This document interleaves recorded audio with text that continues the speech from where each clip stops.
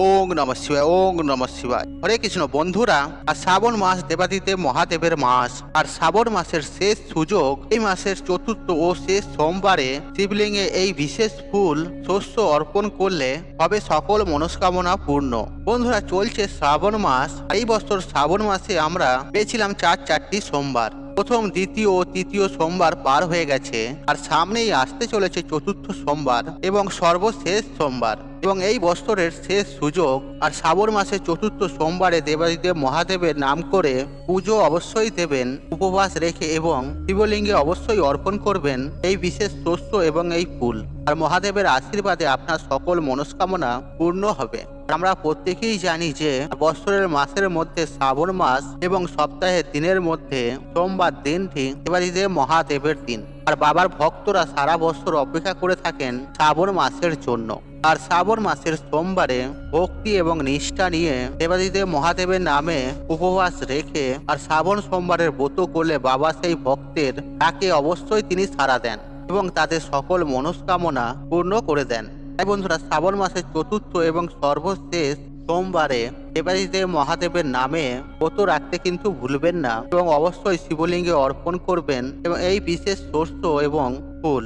শিব পুরাণে বলা হয়েছে শিব ঠাকুরের পুজোতে নানা রকম শস্য ও ফুল অর্পণের কথা বলা হয়েছে। আর শ্রাবণ মাসের সোমবারেও বিশেষ শস্য ও ফুল অর্পণের মাধ্যমে বিশেষ বিশেষ মনোকামনা পূর্ণ হয়। বন্ধুরা, আজকের ভিডিওটিতে সেই বিষয়ে আপনাদের সাথে আলোচনা করব কোন শস্য অর্পণ করলে শ্রাবণ মাসের চতুর্থ সোমবারে হবে বিশেষ মনোকামনা পূর্ণ। তাই বন্ধুরা, আপনার কাছে একটা ছোট্ট অনুরোধ, আজকের এই ভিডিওটি স্কিপ না করে শেষ পর্যন্ত দেখুন এবং ভিডিওটি দেখার পর যদি ভালো লেগে থাকে তাহলে ভিডিওতে একটি লাইক করে কমেন্টে হর হর মহাদেব অবশ্যই লিখবেন এবং ভিডিওটি যতটা পারবেন বন্ধু বান্ধব আত্মীয়জনদের সাথে শেয়ার অবশ্যই করবেন। আর শ্রাবণ মাসের শেষ সুযোগ সামনেই আসতে চলেছে, শ্রাবণ মাসের চতুর্থ এবং শেষ সোমবার। তবে এই ভিডিওটি পেলে প্রত্যেকেই উপকৃত হবেন এবং আপনাকে ধন্যবাদ জানাবেন। তবে চলুন বন্ধুরা, ভিডিওটি শুরু করা যাক। বন্ধুরা, যদিও এখনো পর্যন্ত শিবলিঙ্গে সবুজ মুগ ডাল অর্পণ না করে থাকেন তাহলে শ্রাবণ মাসের শেষ সোমবারে অবশ্যই অর্পণ করুন গোটা মুগ ডাল। আর শাস্ত্র মতে মুগ ডাল বাবা মহাদেবের বিশেষ প্রিয়, আর এই ডাল অর্পণ করলে ব্যক্তির সমস্ত মনস্কামনা পূর্ণ হয়। সুখ ও ঐশ্বর্য লাভের জন্য মুগ ডাল দিয়ে শিবকে অর্পণ করুন। শ্রাবণ মাসের শেষ সোমবার মহাদেবকে সবুজ মুগ ডাল অর্পণ করতে ভুলবেন না। আর গোটা মুগ অর্পণ করলে জীবনের সমস্ত সমস্যা, বাধা, বিপত্তি মুক্তি পাওয়া যায়। আর শিব পুরাণ অনুযায়ী কোনো বিশেষ কাজ ও বিশেষ মনস্কামনা পূরণের প্রার্থনা করে বাবা মহাদেবকে মুগ ডাল অর্পণ করলে তা অবশ্যই মনস্কামনা পূর্ণ হয়। বন্ধুরা, দ্বিতীয় যে ডালটি আপনারা শিবলিঙ্গে অর্পণ করতে পারেন সোমবার দিনে, আর সেটি হচ্ছে অর্ঘ্য ডাল। শিব পুরাণে মহাদেবকে পৃথক পৃথক অন্ন অর্পণ করে সুখ, সৌভাগ্য, অর্থ সহ একাধিক ফল লাভের প্রশংসে আলোচনা করা হয়েছে। আর এই বিভিন্ন ধরনের অন্ন শস্যর মধ্যে অন্যতম হলো অর্ঘ্য ডাল। অর্ঘ্য ডাল ও পাতা দিয়ে শিবের পুজো করলে শরীর ও মনের সঙ্গে জড়িত দুঃখ কষ্ট দূর হয়। আবার কোনো জাতক বা জাতিকা আর্থিক কষ্টে ভুগতে থাকে, তারা অর্ঘ্য ডাল অর্পণ করলে সেই সব সমস্যা থেকে মুক্তি পাবেন। বন্ধুরা, এই শ্রাবণ মাসে বাবা ভোলেনাথকে এই ডাল অর্পণের সময় ওং নমঃ শিবায় এই মন্ত্রটি জপ করতে কিন্তু ভুলবেন না। বন্ধুরা, তৃতীয় যে ডালটির কথা বলবো আপনারা শিবলিঙ্গে অর্পণ করতে পারেন, আর সেটি হচ্ছে ছোলার ডাল। বিশেষ করে অবহেলিত জাতক বা জাতিকাদের এবং বিবাহেতে যাদের বাধা আসছে, তারা শ্রাবণের সোমবারে বাবা মহাদেবকে ছোলার ডাল অর্পণ করুন। এর ফলে বিবাহের বাধা দূর হবে, পাশাপাশি অবিবাহিত বা বিবাহিত জাতক জাতিকারা শ্রেষ্ঠ জীবন সঙ্গী লাভ করবেন। আর বাবা ভোলেনাথকে বেলপাতা অর্পণের বিশেষ মাহাত্ম্য রয়েছে, কারণ এর ফলে সমস্ত পাপ নাশ হয় এবং সেই ব্যক্তি ঐশ্বর্য ও বৈভব লাভ করতে পারে। তবে কাটা বা ছেঁড়া বেলপাতা দিয়ে শিব পুজো করার পরিবর্তে ছোলার ডাল অর্পণ করুন। শিব পুজোয় ছেঁড়া বেলপাতা কিন্তু নিষিদ্ধ। বন্ধুরা, চতুর্থ যে ডালটি আপনারা শিবলিঙ্গে অর্পণ করতে পারেন সেটি হচ্ছে বিউলির ডাল। শ্রাবণ মাসে বাবা ভোলেনাথকে খুশি করার জন্য বিভিন্ন উপায় উপচার করেন ভক্তরা। তার আশীর্বাদ জাতকের জীবন থেকে সমস্ত দুঃখ ও কষ্ট দূর করে দেয় এবং যে জাতক জাতিকাদের জীবনে শনির দশা চলছে, তারা শ্রাবণ মাসের শনিবার দিন বাবা ভোলেনাথকে গোটা বিউলির ডাল অবশ্যই অর্পণ করতে পারেন। বাবা ভোলেনাথকে শনির গুরু বলে মনে করা হয়।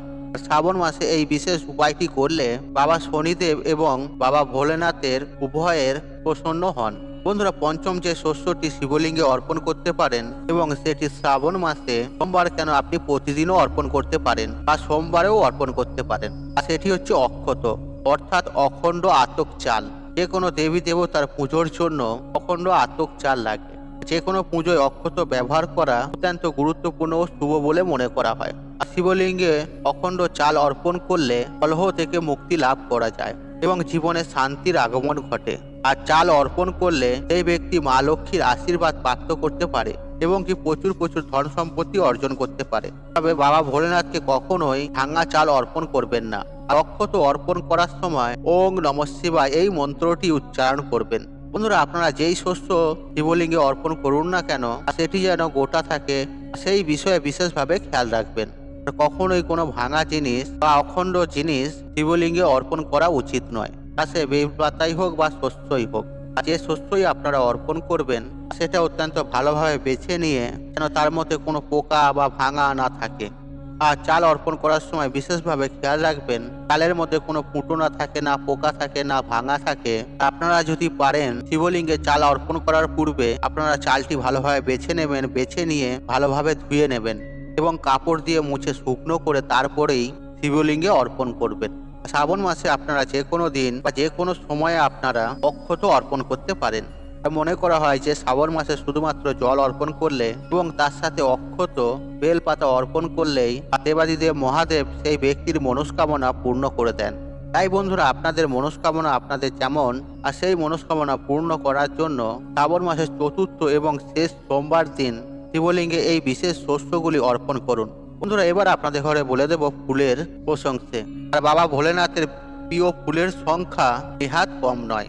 শ্বেত আকন্দ, ধুতরা ফুল, হলুদ রঙের কলকে ফুল আর নীল রঙের অপরাজিতা ফুল আর সবকিছুই বাবার অত্যন্ত প্রিয় ফুল এবং কি সাদা পদ্মও বাবার অত্যন্ত প্রিয়। শ্রাবণ মাসের চতুর্থ এবং শেষ সোমবারে শিবলিঙ্গে যে ফুলটি আপনারা অবশ্যই অর্পণ করবেন সেটি মাত্র দেবাদিদেব মহাদেবের প্রিয় ফুল নয়, মাতা পার্বতীরও অত্যন্ত প্রিয় ফুল, অর্থাৎ হরগৌরীর পুজোয় এই বিশেষ ফুলটি ব্যবহৃত হয়। আর বাবার নামেই এই বিশেষ ফুলটি রয়েছে। এই ফুলটির নাম হচ্ছে নীলকণ্ঠ ফুল। আর মনে করা হয় শ্রাবণ মাসে সমুদ্র মন্থনের ঘটনা ঘটেছিল আর সমুদ্র মন্থন থেকে উত্থিত বিষাক্ত হলাহল বিষ পান করে দেবাদিদেব মহাদেব হয়েছিলেন নীলকণ্ঠ। তাই শ্রাবণ মাসের সোমবারে শিবলিঙ্গে নীলকণ্ঠ ফুলের অর্পণ করলে এবং নীলকণ্ঠ ফুলের মালা দেবাদিদেব মহাদেবকে পরালে সারা বছর সুস্থ ও নিরোগ শরীর থাকবে এবং জীবনে স্থিতিশীলতা আসে, জীবনে সুখ শান্তি আসে। মাতা পার্বতীরও অত্যন্ত ফুল হচ্ছে এই নীলকণ্ঠ ফুল। আপনারা অনেকেই হয়তো জানেন, আর মা দুর্গার পুজোয় এই নীলকণ্ঠ ফুল অবশ্যই লাগে। আর এই ফুল মা দুর্গারও অত্যন্ত প্রিয় ফুল। আর এই ফুলের অপর নাম অপরাজিতা। আর মনে করা হয় দেবী দুর্গাকে এই ফুল অর্পণ করলে সারা জীবন অপরাজিতা থাকা যায়, অর্থাৎ জীবনে আপনাকে কেউ পরাজিত করতে পারে না। তাই বন্ধুরা, শ্রাবণ মাসের চতুর্থ ও শেষ সোমবারে শুধুমাত্র মহাদেবের নয়, আপনারা হরগৌরীর পুজো করুন, শিব পার্বতীর পুজো করুন এবং অবশ্যই শিবলিঙ্গে ও মা পার্বতীর কাছে নীল রঙের অপরাজিতা ফুল অবশ্যই অর্পণ করুন। এর ফলে জীবনের যাবতীয় সমস্যার সমাধান হবে। মাতা পার্বতী ও দেবাদিদেবের আশীর্বাদে জীবনে বাধা বিপত্তি মুক্তি হয়ে আপনি অপরাজিত হয়ে থাকতে পারবেন। যদি আপনারা শ্রাবণ মাস চলাকালীন শিবলিঙ্গে যদি নীলকণ্ঠ ফুল অর্পণ না করে থাকেন, তাহলে শ্রাবণ মাসের চতুর্থ এবং শেষ সোমবার দিন অবশ্যই শিবলিঙ্গে নীলকণ্ঠ ফুল অর্পণ করুন। আর এই ফুল অর্পণ করার সময় একটু খেয়াল রাখবেন এই ফুল যেন তাজা হয় এবং পোকা ধরা না থাকে, এই বিষয়টি একটু খেয়াল রাখবেন। এবং তাছাড়া বাবার অত্যন্ত প্রিয় ফুল হচ্ছে ধুতরা ফুল এবং শ্বেত রঙের আকন্দ ফুল। আপনারা এই ফুলগুলো শিবলিঙ্গে অর্পণ করতে পারেন শ্রাবণ মাসের শেষ সোমবারে। এবং অবশ্যই বাবার সর্বাধিক প্রিয় ফুল যেটি, সেটি হচ্ছে বেল গাছের ফুল। আর বেল গাছের ফল যেমন বাবার অত্যন্ত প্রিয়, তেমনি এই বেল গাছের ফুলও বাবার অত্যন্ত প্রিয়।